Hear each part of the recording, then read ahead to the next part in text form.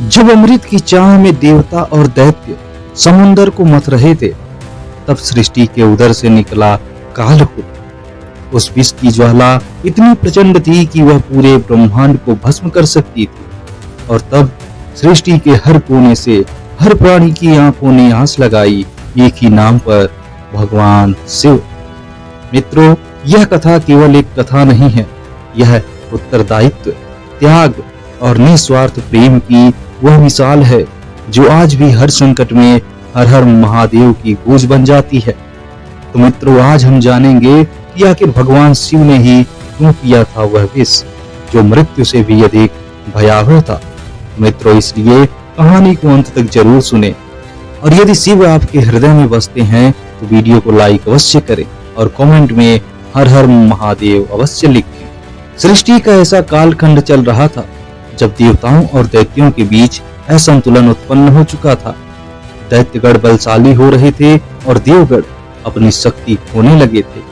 तब सभी देवताओं ने मिलकर भगवान विष्णु से मार्गदर्शन मांगा। तब भगवान विष्णु ने कहा कि आप सबको समुद्र मंथन करना होगा और उससे निकलेगा अमृत जो आप सबकी शक्तियों को पुनः जागृत कर देगा। परंतु यह कार्य आसान नहीं है। भगवान विष्णु ने यह भी कहा कि तुम्हें दैत्यों को भी अपने साथ लेना होगा, क्योंकि अमृत की लालसा उनमें भी है। अब दो विपरीत शक्तियां, देवता और दैत्य, अब सब साथ मिलकर एक कार्य के लिए जुटे, जो कि था समुद्र मंथन। मंथन के लिए मंदराचल पर्वत को मथनी और वासुकी नाग को रस्सी बनाया गया। देवता और दैत्य दोनों अपनी अपनी ओर से समुद्र को मथने लगे। और जब समुद्र मंथन प्रारंभ हुआ, उसके बाद सबसे पहला जो उसमें से रत्न निकला वह था स्वयं कालकूट। और वह कालकूट जब समुद्र की गहराइयों से निकला तब था पूरा काला घना उबलता हुआ विष, जिसे हलाहल या कालकूट कहते हैं। और यह विष इतना भयंकर था कि उसकी ज्वाला मात्र से ही प्राणी चलने लगे। आकाश काला पड़ गया, दिशाएं चित्कार करने लगी, जल में जहर घुलने लगा, वायु विषैली हो गई, प्रकृति की श्वास भी रुकने लगी, देवता भागने लगे, दैत्य भयभीत हो उठे। यह कोई सामान्य विष नहीं था, यह संपूर्ण सृष्टि का अंत कर सकता था। सभी देवता, दैत्य, ऋषि मुनि सब एकत्रित हुए और कहने लगे कि अब कौन है जो इस विष को धारण कर सकता है। न कोई देवता, न कोई दानव, न कोई ऋषि, कोई भी इस विष को सहन नहीं कर सकता और ना ही इसे नष्ट कर सकता है। तब किसी ऋषि ने कहा, इस ब्रह्मांड में केवल एक ही है जो इस विष को सह सकते हैं, और वो है भगवान शिव, जो शमशानवासी हैं, वो जो मृत्यु को अपनी जटाओं में समेटे रखते हैं, वो जो संहारक भी हैं और पालक भी हैं। इसके बाद सभी देवता, दैत्य सब मिलकर कैलाश पहुंचे। शिव भगवान ध्यान में लीन थे। देवताओं ने उन्हें सारा वृतांत सुनाया। उसके बाद भगवान शिव ने अपनी आंखें धीरे धीरे खोली और उन्होंने देवताओं से कहा कि यदि यह विष सृष्टि के विनाश का कारण है तो मैं इसे अवश्य धारण करूंगा, क्योंकि मैं नहीं चाहता कि मेरी सृष्टि, मेरा प्रेम, मेरा धर्म इस अग्नि में जल जाए। अब माता पार्वती चिंतित हो उठी और उन्होंने भगवान शिव से आग्रह किया, प्रभु, यह विष अत्यंत घातक है, यह आपकी लीला को भी भंग कर सकता है। तब भगवान शिव मुस्कुराते हैं और कहते हैं, जो दूसरों के कष्ट को हर ले वही तो महादेव कहलाता है। उसके बाद भगवान शिव समुद्र मंथन वाले स्थान पर पहुंचे और भगवान शिव ने अपने दोनों हाथों से वह कालकूट विष अपने कर कमलों में लिया। और वह विष जो जलता था, जो फुफकारता था, जो मृत्यु का भी संतान था, उसे भगवान शिव ने पी लिया।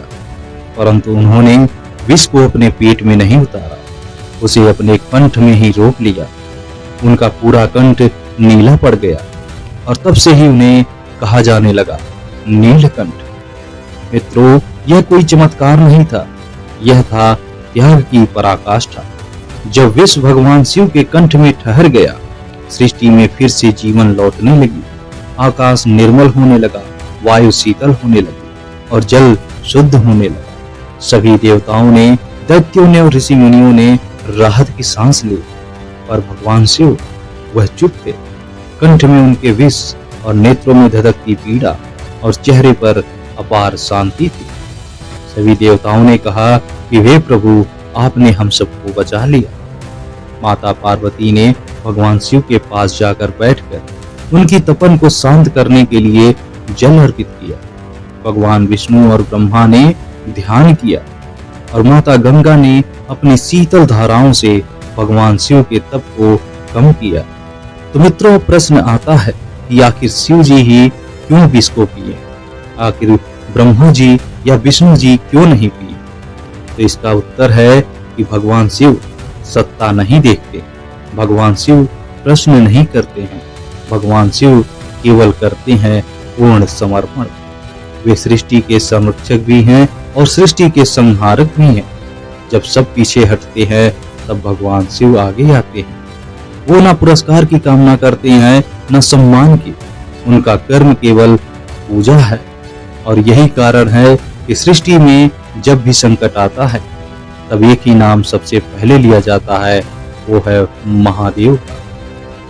तो मित्रों, यह कथा केवल विश्वान की नहीं है, यह कथा उस त्याग की जहां स्वयं को जलाकर सबको बचाया जाता है। भगवान शिव नीलकंठ वह नाम है जो सिखाते हैं कि सेवा, समर्पण और सहनशीलता ही सच्चा बल है। तो मित्रों, अगर इस कथा ने आपके हृदय को भावुक किया हो तो कमेंट में हर हर नीलकंठ, हर हर महादेव अवश्य लिखें और इस वीडियो को अपने परिजनों के साथ शेयर अवश्य करें ताकि यह संदेश सब तक पहुंचे कि प्रेम वही है जो दूसरों के लिए अपने अस्तित्व को भी समर्पित कर दे।